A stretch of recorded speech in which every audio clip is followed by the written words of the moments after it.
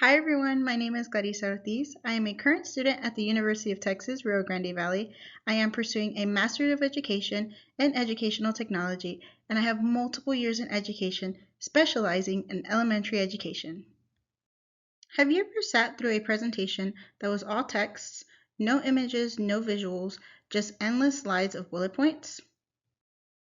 Now think about the last time you watched a well-designed video that used illustrations and narrations together.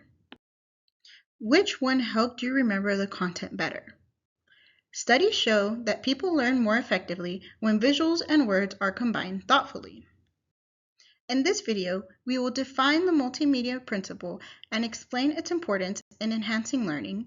We will identify best practices and common mistakes in combining visuals and text based on the multimedia principle. And lastly, we will discuss how to apply the multimedia principle to create more effective instruction. So what is the multimedia principle? According to educational psychologist Richard Mayer, the multimedia principle states that humans learn best from words and pictures rather than just words alone.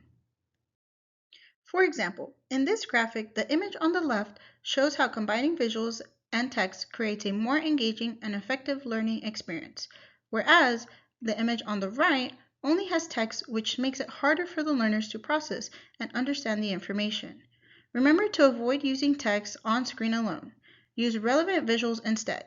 Be thoughtful about the visuals you select, making sure they enhance or clarify the information. Next, we will talk about some best practices and common mistakes when it comes to applying the multimedia principle. First, we do want to use visuals that directly support and clarify the content. For example, a label diagram for a science explanation. We do want to align text and images so they appear together, reinforcing each other. This is also known as the contiguity principle. And we do want to choose simple, clear visuals over overly complex or artistic ones that may distract the learner. We don't want to use decorative graphics that don't enhance the learning. We don't want to separate the text and image onto different slides or far apart on the screen. Again, you want to make sure you are reinforcing the contiguity principle. And lastly, we don't want to overwhelm the learner with too many visuals or too much text at once. This increases the cognitive load and reduces the learning effectiveness. Ultimately, you don't need to be a designer to apply this principle, you just need to be thoughtful in how you do it.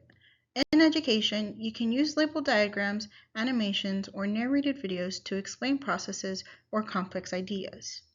In business, you can pair product features with visual demos or infographics to make your message clear. In training, you want to combine screenshots with concise instructions to guide learners through a task. Even in social media, posts that combine visuals with text tend to perform better and reach longer engagement. Whether you are building an online course or preparing a PowerPoint presentation, applying this principle can make your message more impactful and easier to absorb. Let's review what we've learned. Now you understand that the multimedia principle states that humans learn best from words and pictures rather than just words alone. And it's important because it creates a more engaging and effective learning experience. Now you can identify the best practices and common mistakes when combining text and visuals. And finally, you are ready to use and apply the multimedia principle to design more engaging, learner-friendly content in your own work. Thank you so much for watching, and remember to keep designing content that makes learning stick.